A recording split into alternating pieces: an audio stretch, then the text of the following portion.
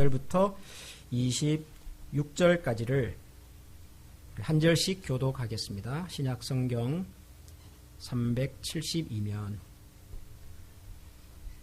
야고보서 2장 14절부터 한 절씩 교독하겠습니다. 내 형제들아, 만일 사람이 믿음이 있노라 하고 행함이 없으면 무슨 유익이 있으리요? 그 믿음이 능히 자기를 구원하겠느냐? 만일 형제나 자매가 헐벗고 일용할 양식이 없는데 너희 중에 누구든지 그에게 이르되 평안히 가라, 덥게 하라, 배부르게 하라 하며 그 몸에 쓸 것을 주지 아니하면 무슨 유익이 있으리요? 이와 같이 행함이 없는 믿음은 그 자체가 죽은 것이다.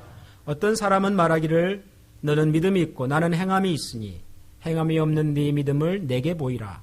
나는 행함으로 내 믿음을 네게 보이리라 하리라. 네가 하나님은 한 분이신 줄을 믿느냐? 잘하는도다.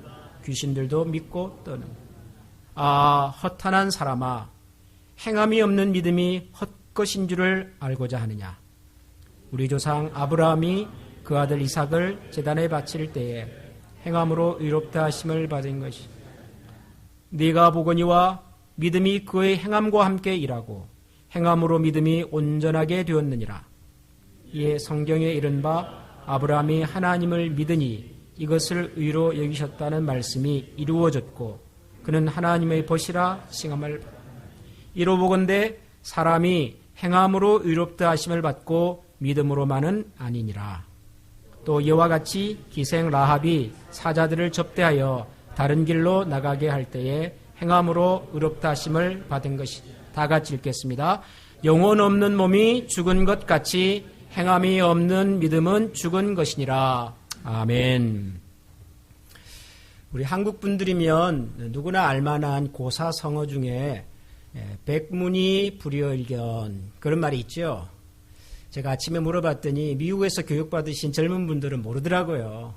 그래서 제가 친절하게 영어로 이렇게 번역해 줬습니다. Seeing is believing. 그러면 알아들어요. 백문이 불여일견이다. 대부분 아시죠? 100번 듣는 것보다 한 번 보는 것이 낫다. 그런 얘기죠. 그런데 이 백문이 불여일견이다라고 하는 이 표현은 고사성어는 원래 그 뒤에 두 가지 내용이 더 있습니다. 이 두 가지 내용이 더 있다는 것까지 아시는 분들은 많지가 않아요. 이 백문이 불여일견이다라고 하는 말은 원래 조선시대에 아주 훌륭한 재상 중에 한 분이셨던 맹사성이라고 하는 분과 관련된 고사성어입니다. 맹사성은 어떤 분이냐면 우리 한국 사람들이 가장 존경하는 조선시대의 임금님이 세종대왕이시죠. 세종대왕 시절에 또 조선시대 최고의 정승이셨던 황희라고 하는 정승과 함께 세종대왕을 보필했던 당시 좌의정이십니다. 좌의정. 옛날에는 정승이 세 분이 계셨잖아요. 프라임 미니스터가 있었고 영의정, 그 다음에 이제 좌의정, 우의정, 세컨드 포지션, third 포지션 이렇게 이제 소위 캐비넷 멤버가 있었는데 그 중에 좌의정입니다. 서열 2위죠, 2위. 아주 훌륭한 분이십니다. 이분은 우리가 그 역사를 보면 고려말 그 아주 유명했던 최영 장군의 손녀 사위이시고요. 집안이 아주 좋고 나이 26살에 과거에서 장원으로 급제한 분입니다. 이분이 황희정성과 함께 세종대왕 시절에 조정에서 봉사했던 아주 훌륭한 분인데요. 이분이 26살에 이제 과거에서 장원 급제를 다 하고 난 다음에 이제 관직에 나가기 전에 듣자 하니 경기도 파주에 가면 아주 유명한 고승이 한 분 있다는 소리를 듣습니다. 그래서 이 유명한 이 고승을 찾아가서 이제 관직에 나가는 이제 관리로서 좋은 말씀을 하나 들어야 되겠다. 그래서 이제 찾아간 거죠. 경기도 파주는 우리 한용남 집사님의 고향입니다. 만났어요. 그리고는 정중하게 부탁을 했어요. 제가 이제 관직에 나가려고 하는데 제게 귀감이 될 만한 좋은 말씀 있으면 한마디만 부탁을 드립니다. 그랬더니 이 고승이 젊은 이 맹사성에게 이렇게 얘기를 했습니다. 제악 막작 중선봉행. 이것도 어려운 말이에요. 그죠? 모르셔도 됩니다. 쉽게 해석하면 나쁜 짓 하지 말고 착하게 살아라. 그런 뜻이에요. 26살의 장원급제한 맹사성이 이 고승의 얘기를 듣고는 속으로 불쾌했어요. 내가 이래도 이제 관직에 나갈 사람인데 좀 좋은 말씀 한마디 부탁을 했는데 고작 한다는 얘기가 뭐예요? 나쁜 짓 하지 말고 착하게 살아라. 그러니까 좀 불편한 거예요. 어렵게 찾아왔는데 근데 이 고승은 역시 고승이에요. 이런 젊은 맹사성의 마음을 읽었어요. 그리고는 이 고승께서 한마디 덧붙였습니다. 뭐라고 덧붙였냐면은 바로 이겁니다. 백문이 불여일견이요. 그 다음에 백견이 불여일각이며 백각이 불여일행이라. 이렇게 얘기를 했어요. 풀어서 설명을 하자면 백문이 불여일견 뭐죠? 100번을 듣는 것보다는 한 번 보는 것이 낫고 그 다음에 백견이 불여일각 100번을 보는 것보다는 한 번이라도 깨닫는 것이 낫고 마지막이 뭐예요? 100번을 깨달아도 실천하지 않으면 소용이 없다. 그런 뜻이라고요. 그러니까 무슨 얘기를 하고 싶었던 거죠? 나쁜 짓 하지 말고 착하게 살아야 한다는 말을 모르는 사람은 없습니다. 그러나 안다고 그 사람이 그렇게 사는 것이 아니다 그 말이죠. 그러므로 너가 알고 너가 배우고 너가 깨달은 것을 하나라도 실천하면서 살아라. 그런 가르침인 거죠. 저는 이 맹사성과 관련된 이 백문이 불여일견이요 백견이 불여일각이며 백각이 불여일행이라.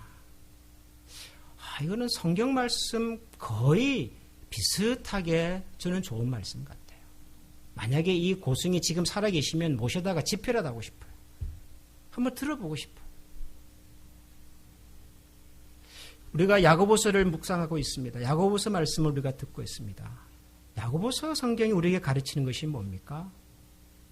저는 그대로 이 고승의 얘기 속에 있는 것 같아요. 백문이 불여일견이고 백견이 불여일각이며 백각이 불여일행이라.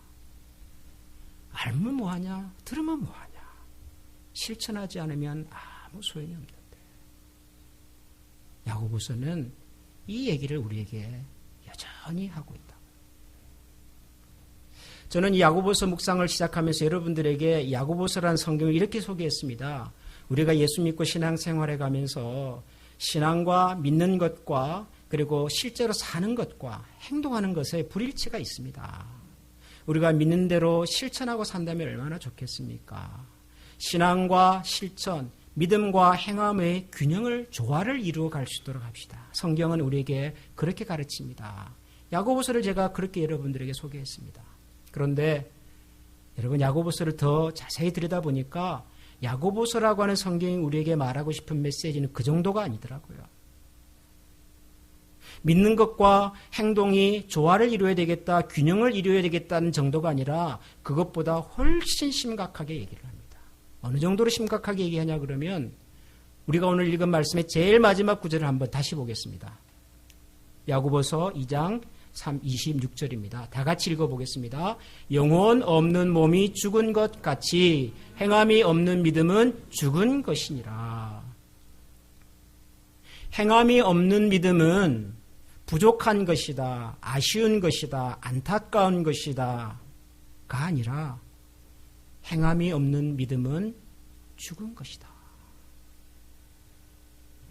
행동으로 우리의 믿음을 증명하지 못한다면 그 믿음은 죽은 것이다. 그렇게 얘기를 합니다. 죽은 믿음은 믿음입니까? 아닙니까? 여러분, 죽은 믿음은 믿음일까요? 아닐까요? 답은 알지만 선뜻 대답이 잘 안 나오죠, 우리가.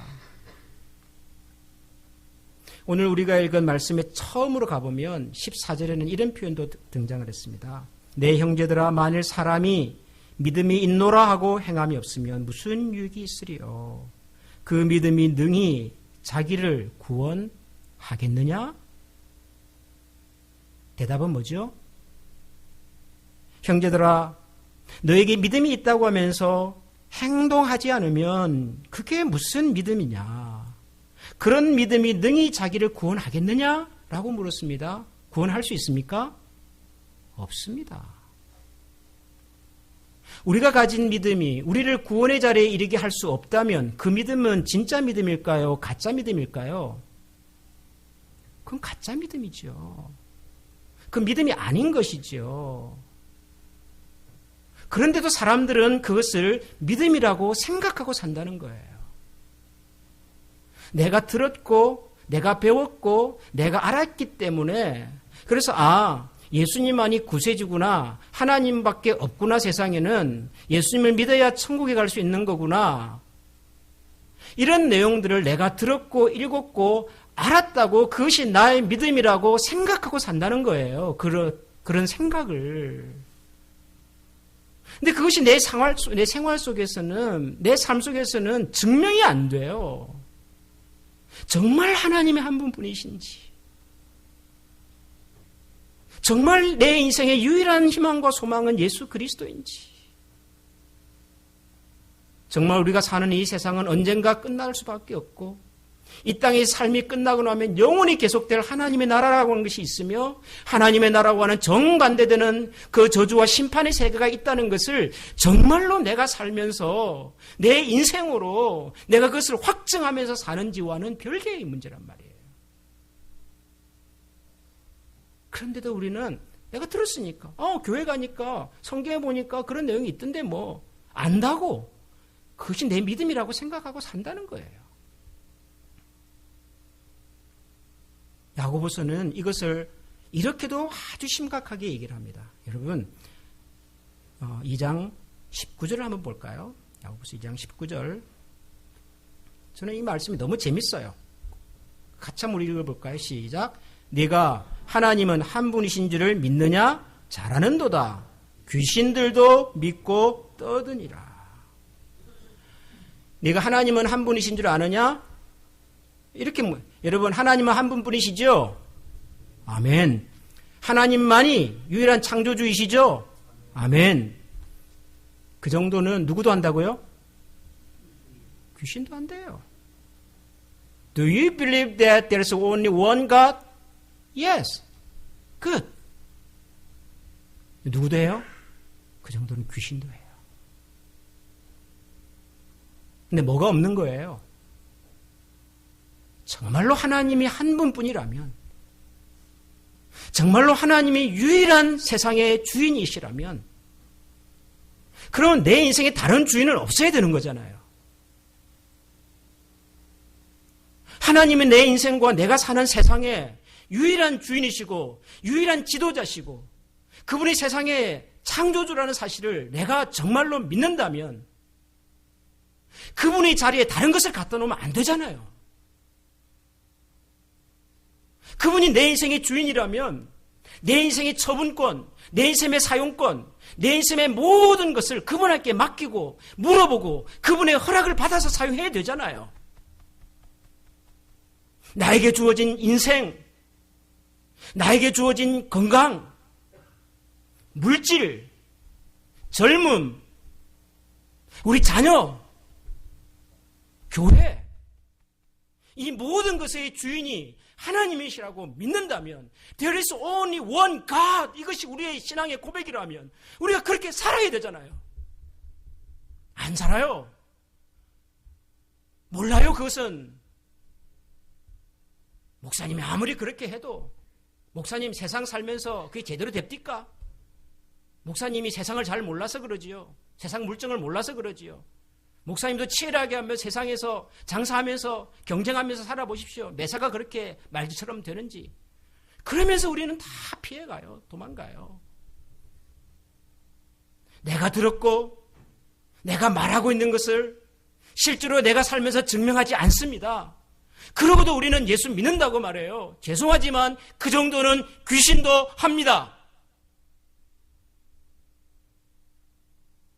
야고보서가 그렇게 얘기한다고요.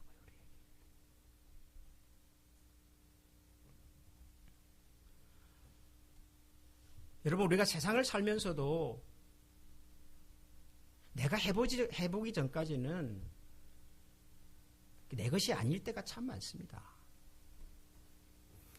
요즘 이제 남자분들도 요리에 관심이 좀 많아진 시대가 됐습니다. 요즘 요리 못하면요, 장가가기도 힘들고, 또 요리를 좀 해야지 노년이 평안해진다고 이 남자들이 요즘 요리에 관심이 많아요. 저도 그래서 느지막이 지금 노력합니다. 된장찌개하고 김치찌개는 제가 조금 합니다. 안 믿는 분들이 계시더라고요. 제가 금요일 날 우리 청년들 모임할 때 김치찌개를 한 2번 했어요. 누가 와서 먹어보더니 제가 한 게 아니래요. 맛을 보더니 분명히 그것은 제 아내가 한 거래요. 억울해 죽겠어요. 제가 했습니다. 공식적으로 확인합니다. 제가 했습니다. 요리를 배우고 싶은데 어떻게 해야 되지요? 요리 잘하는 사람한테 가서 물어보고 들어보고 그러지 않겠습니까?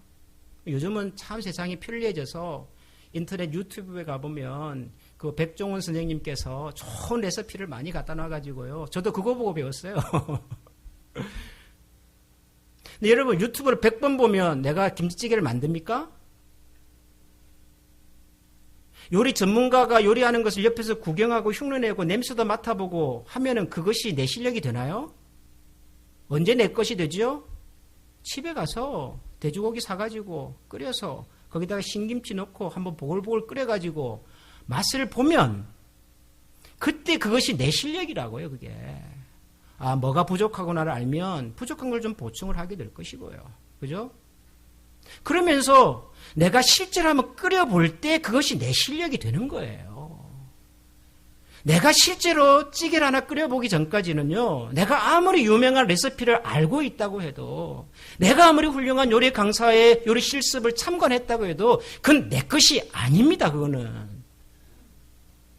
그런데도 나는 요리를 잘하는 사람이야. 난 요리할 줄 알아. 난 요리에 대해서 다른 것을, 모든 것을 알고 있어라고 말하면 여러분 얼마나 우습냐고요. 여러분, 우리가 이런 얘기를 하면. 우리 한국 크리스찬들이 가장 존경하는 우리 한국의 인물 중에 손양원이라고 하는 목사님이 계시죠. 여러분 아시죠? 손양원 목사님.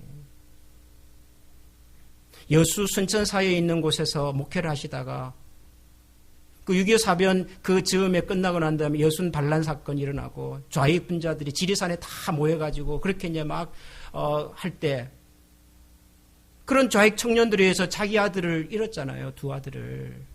그랬는데도 불구하고 자기 아들을 죽인 사람을 양자로 삼아가지고, 그리고 그 양자로 삼은 그 사람이 나중에 목회자까지 됩니다. 어떻게 그럴 수가 있을까요? 자기 아들 2 사람을 죽인 사람인데 보통 사람을 할 수 없는 거잖아요. 그래서 그분을 사랑의 원자탄 그러잖아요. 사랑의 화신이다. 야, 정말 예수님의 사랑을 실천했구나. 사랑의 원자탄 손양원 목사님이 일대기를 읽고 영화를 듣고 영화를 보고 목사님들의 설교 가운데 사랑이라 이런 것입니다라고 하는 예화를 통해서 감동을 받았어도요. 여러분, 그 사랑의 능력은 내 것이 아니에요. 그 누구 겁니까? 그 손양원 목사님 거예요. 여러분들이 목사님의 설교를 들으면서 유명한 말씀, 유명한 예화를 들으면서 감동을 받고 은혜를 받았다고 해도요.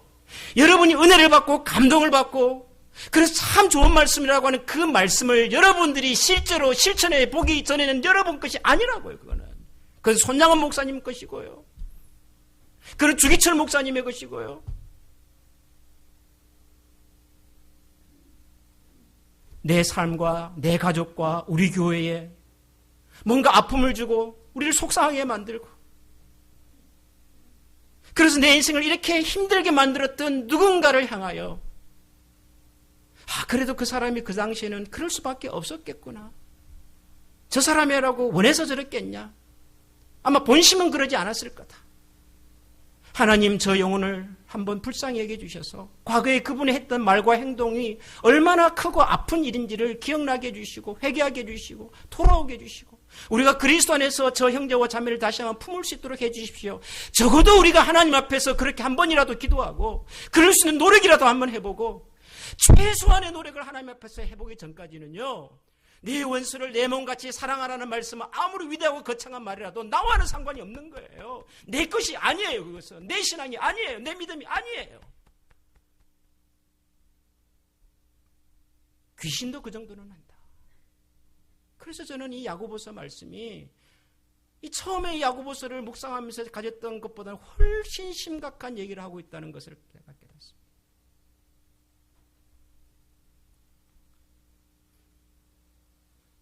물론 우리가 하나님의 말씀을 배웠다고 들었다고 다 그러면 실천하고 살 수 있느냐? 저는 그러지는 못한다고 생각합니다.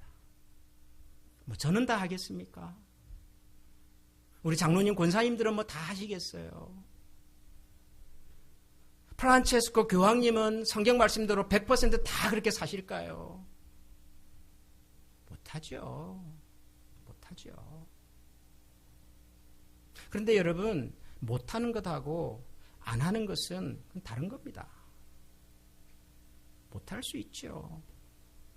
몰라서도 못하고요. 어떤 사람은 목사님 그런 말씀이 있었습니까? 전 정말 몰랐습니다. 그런 분이 계셔요. 몰라서 못할 수 있죠. 그럼 가르쳐 드리면 되는 거죠. 또 어떤 분은 하고 싶어도 정말 환경이 처지가 내 마음대로 할 수가 없는 상황이라서 못하는 분도 계셔요. 제가 한국에서 목회를 할 때 교회 집사님 한 분이 저를 찾아와서 이런 얘기를 하셨어요. 목사님, 제가 이제 다음 주부터는 매주 교회 나오기 힘듭니다. 교회 집사님이시거든요. 매주 교회를 잘 나오시던 분이세요.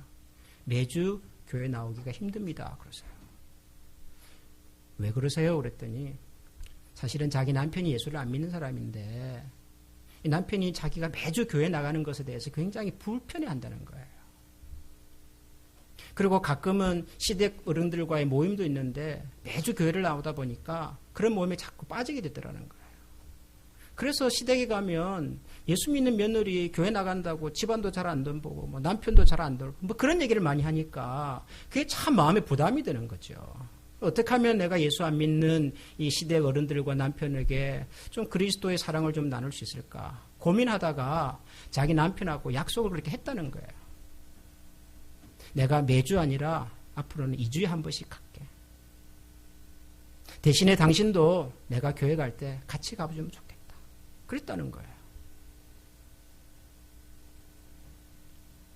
교회 안 나오는 성도를 향해서 대부분의 사람들은 아니 왜 집사님이 돼가지고 주일 성수도 못하지? 안 오지? 그럴 수 있잖아요. 여러분 그분에게 그 여집사님이 그렇게 얘기할 수 있습니까? 저는 그렇게 못하겠더라고요. 알겠습니다. 잘하셨습니다. 그랬어요. 목사가 주일날 교회 안 오겠다는 집사님을 보고 잘하셨다고 얘기를 했어요. 그럴 수 있어요. 내 마음의 중심은 이거지만 지금 내가 처해 있는 상황이 내가 원하는 대로 내가 믿는 대로 하기가 정말 어려워서 정말 이렇게밖에 할 수가 없습니다라고 말씀하신 분이 계시더라고요. 충분히 저는 이해합니다. 격려해드리고 싶어요. 못하는 거예요. 그렇지만 안 하는 분도 계세요. 알지만 들었지만 그런 줄 알지만 안 하는 분도 계세요. 야고보서는 안 하는 분들에 대한 얘기입니다. 못하는 분들에 대한 얘기가 아니라. 저는 2018년 가을에 우리가 야고보서를 묵상하는 이 시간이, 이 기회가 우리 모든 성도님들에게 뭔가 한번 우리가 이때까지 예수를 믿었다고 생각해 왔던 내 신앙생활을 한번 점검해 볼 수 있는 시간이면 좋겠다. 그런 생각을 제가 했습니다. 갑자기 우리 모두가 무슨 대단한 사람이 되자는 것이 아니라 적어도 내가 이때까지 예수를 믿었다고 말했던 그것이 진짜 내 믿음이었던가? 내가 말하는 것만큼, 내가 알고 있는 만큼 나는 실제로 그렇게 사나? 저는 이 2018년 가을이 저와 여러분들에게 하나님께서 주신 그런 기회였으면 좋겠다는 생각을 하는 거예요. 이거 모르고 그냥 들었기 때문에 교회에서 늘 했던 얘기를 내가 이제 알고 있으니까 그것이 내 믿음이겠거니라고 생각해 왔다면 야고보서 말씀에 의하면 그것은 내 믿음은 아니에요. 그럼에도 불구하고 그것이 내 믿음인 것으로 오해하고 착각하고 살다가 어느 순간 알게 되겠죠. 아, 그 믿음이 나를 구원에 이르게 하는 것이 아니었구나 하는 것을 어느 순간 알겠죠. 어느 순간 드러나겠죠. 여러분, 그러나 그때 너무 늦잖아요. 나는 이것이 내 믿음이라고 평생을 살았는데 하나님 앞에 서서 뚜껑을 막상 열어보니까 그것이 내 믿음이 아니었단 말이에요. 그럼 너무 늦잖아요, 여러분. 아니, 김 목사는 도대체 뭐 했던 거예요? 한미교회는 도대체 뭐 했던 거예요? 10년, 20년을 교회 나와서 예배를 함께 드렸는데 그분은 그것이 자기 믿음이라고 살았는데 뚜껑을 열어보니까 그 믿음이 내 믿음이 아니었던 거예요. 저는 뭐 한 겁니까, 그러면? 우리는 뭐 했던 거예요? 그런 생각이 갑자기 드니까요. 그래서 2018년의 가을이 저와 여러분의 인생에 적어도 한 번은 이 문제를 심각하게 고민해보고 질문해보고, 이것이 내 믿음이 아니었구나. 내가 믿음이 있다고 생각했지만 사실은 내가 믿음이 없었구나라고 생각이 든다면, 이제 이 2018년의 가을이 우리 젊은 사람들이 말하는 것처럼 그 1일이 되면 좋겠어요. 1일. 두 사람이 이제 남녀가 만나면 오늘 1일 뭐 그런다 그러잖아요. 하나님과 나와의 관계 속에서 이때까지 살아왔던 모든 것을 그냥 리셋 하시고요. 그냥 디폴트, 팩토리 세팅 뭐 그런 거 하잖아요. 왜 컴퓨터 할 때 다 지워버리고 하나님과 나와의 인생에 오늘이 1일이 되면 되잖아요. 1일이. 이때까지 내가 알았던 거 다 그냥 없는 걸로 치고 오늘부터라도 단 한 가지라도 하나님께서 제 마음에 감동으로 주신 것이 있다면 그대로 실천해보고 노력해보고, 실패하면 실패의 결과를 가지고 하나님 앞에 나중에 정산하시고요. 성공했으면 성공의 열매를 가지고 하나님 앞에 정산하셔서 우리 모두가 믿음이 있노라 하고 행함으로 증명하지 못하는 그런 거짓 믿음에 속아서 믿음이 있는 것처럼 살 것이 아니라 작은 것 하나라도 구체적으로 우리의 삶 속에서 열매를 만들어낼 수 있는 그런 우리 모든 성도님들이 되시기를 축원합니다. 우리 몇 가지 했잖아요. 듣기는 어떻게 빨리 하고, 말하기는 더디하고, 성내기도 더디하고. 벌써 세 가지나 했잖아요. 하십시다, 여러분. 한 가지씩. 그래서 나중에 하나님 앞에서 정산할 날, 그때 우리 교회 그래도 김 목사님이 그때 그 얘기 해줘가지고 그때부터 시작했는데 하나님 고맙습니다. 저는 그런 성도님을 단 한 분이라도 만날 수 있다면 제 인생의 가장 큰 보람과 영광으로 여기겠습니다. 우리 한미 가족은 이런 마음으로 이번 가을을 하나님 앞에서 한 스텝 한 스텝 천천히 그러나 꾸준히 같이 올라갈 수 있는 그런 우리 모든 성도님들이 되시기를 축원합니다. 기도하겠습니다. 하나님,